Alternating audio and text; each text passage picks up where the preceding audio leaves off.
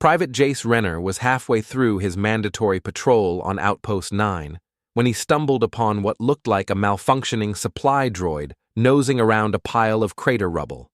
Except, it purred. Squinting against the red haze of the twin suns, Jace crouched down.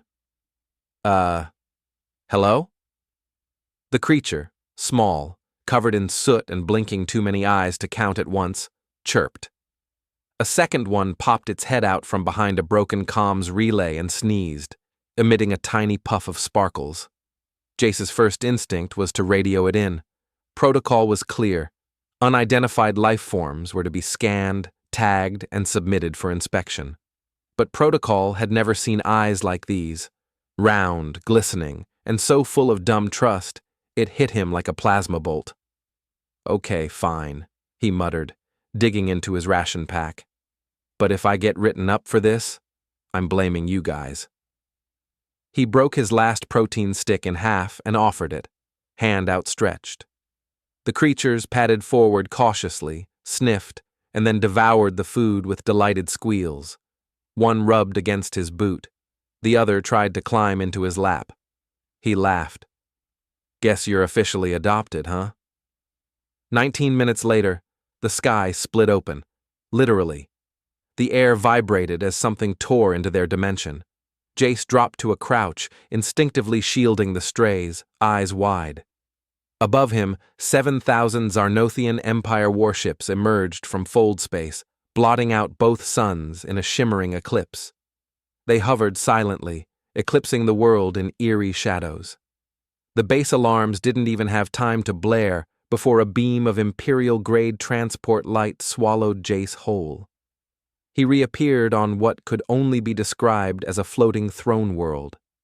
Gold pillars, velvet gravity, orchestras made of beings with too many limbs.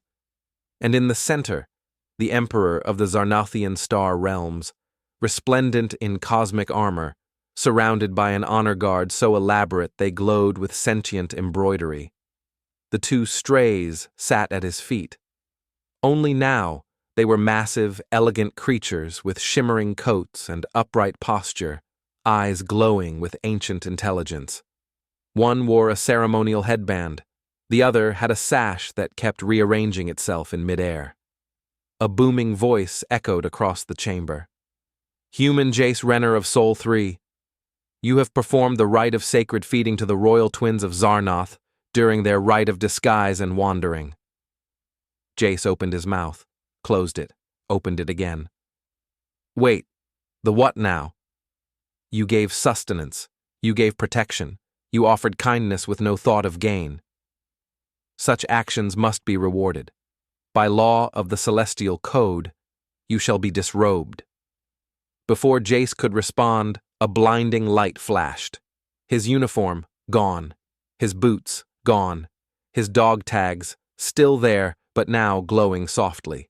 He stood completely naked, surrounded by thousands of dignitaries from a dozen galaxies, several of whom politely began to applaud.